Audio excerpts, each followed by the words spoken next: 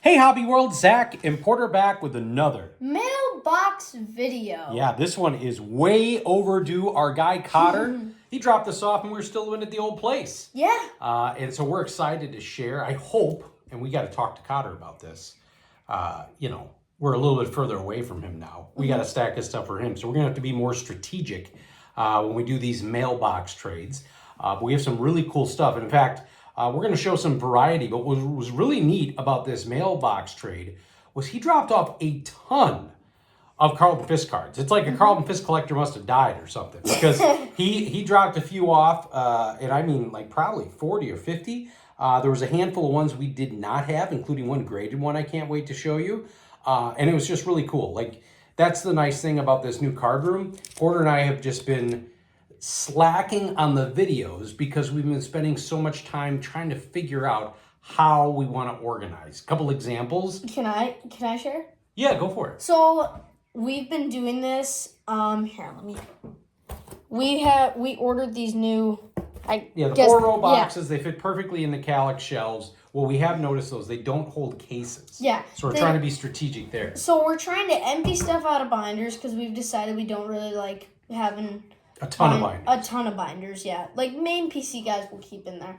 But we've been doing that, and I've been trying to empty some boxes that I've had with cases so we can repurpose them, and I can put the cards that were in that box in one of the 4 rows, because those are easier to store. And I posed this question to our guy, John Keating, Cotter, Bo at 1 Million Cubs. I had a Roberto Alomar 1990 Donruss, and it's in a penny sleeve. And I said, do you put this in a penny sleeve? So it's so strange, like how some cards are in a penny sleeve, and yet you have a card that's maybe $5 or $6, and it's just raw. So I've been trying to go through some of the Hall of Fame boxes, think, I don't know if this needs to be in a penny sleeve. And obviously, if you can do that 50 to 100 times, that will save you some room. All right, enough chit-chat. Let's get to Cotter's mailbox trade. You were going to show off some of your cards first. All right. So I'm going to start with some Bears.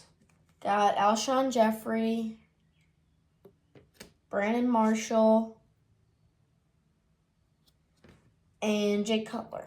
So these are great examples of guys recently that we put in a box. Yeah, and we labeled made a correctly Bears PC box. and found where we've been sticking Cutler in a random Bears thing. Porter had some, I had some. So just trying to get a little bit more strategic with that. Bears team card. And now I should mention this. I'm now off school, so the card stuff, I might be able to do more. Yeah. And like not have Go ahead. Not have the school day disrupt either like adding stuff. Like, we're going to have a Greg Clark mail day that we're going to show, and not all the stuff is added yet, and that's on me. And all this organization stuff. Yeah, it's a little overwhelming, and the nice thing is that in our new home, my office is different than the card room. We have a little bit of a hybrid of both. So, obviously if I'm working, Porter is not in there putting cards and doing some of that stuff. So he's excited to kind of have a room, got the TV in here, you can watch some sports videos, etc. And kudos to you. You had another year of straight A's, as you just said. School wrapped up, so that was pretty cool. Love that Jim Palmer card. Yeah. I'm a sucker for those Donruss. I think this is 26. I think that just came out. 25. And this next guy, the Sox need to come back. Carroll obviously had the walk-off against the Cubs. But Kyle Teel is our main catcher, and him getting hurt in the World Baseball Classic really put a damper on the beginning of the year. Obviously, Murakami being hurt. That stuff. Actually, here, I'll show this. We've never showed this yet. Got this Tops Now for Porter's birthday.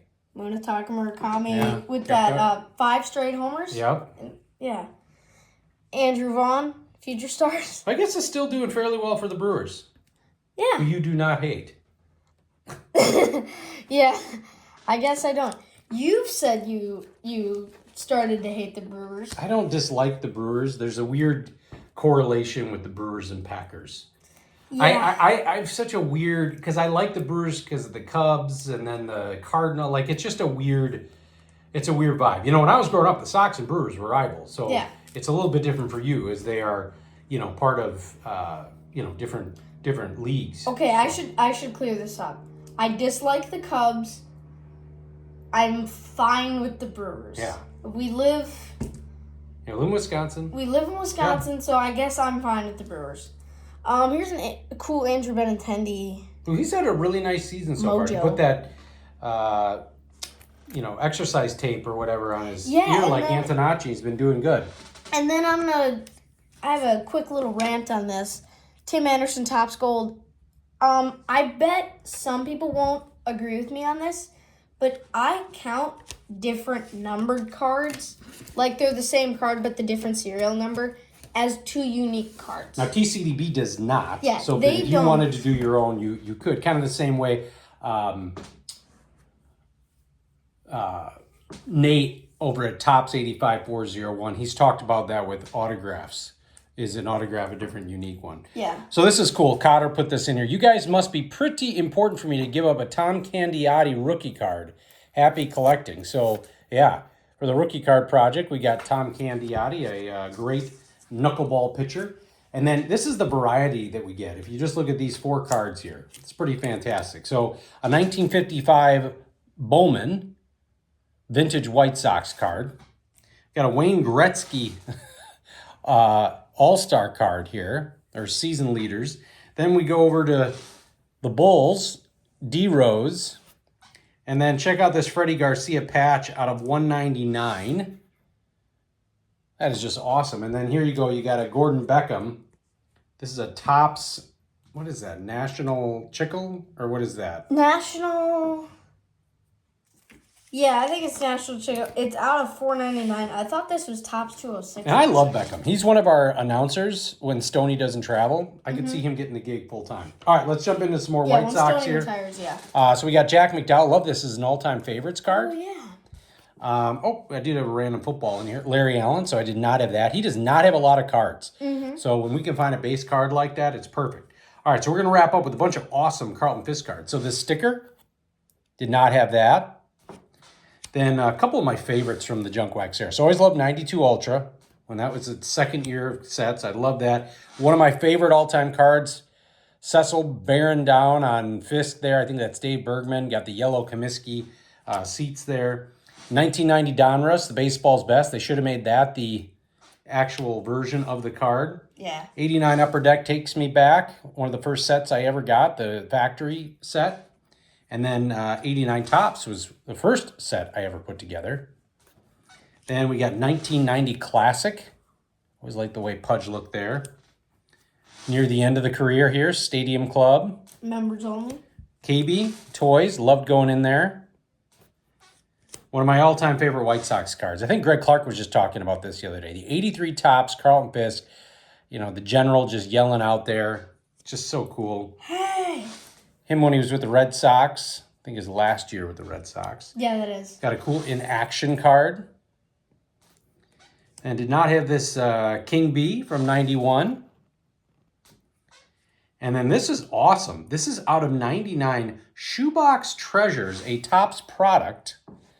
And then what's cool here is the actual original. So like I said, this is a Fisk's first ever, him alone. He was with Cecil Cooper on the rookie. But this is the actual 73 Topps. Just such a cool card. And then also going back to his time in Boston. Always love Upper Deck masterpieces. Mm-hmm. Just the memorable shot.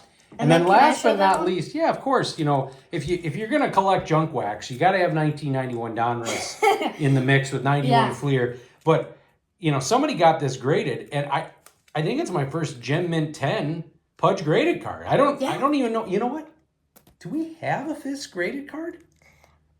We may. We have some autographs, but they're not graded. So that's a milestone right there. So we're pretty excited about that. You have that Frank graded card up there. Way overdue. Our guy Cotter, we had these on here all stacked. We were going to record before we moved. Then we moved, ironically, the room faster than we thought we were, even though we waited forever. But it's never too late to share some awesome cards from our awesome friend Cotter. Thank you all for watching and subscribing. Bye-bye.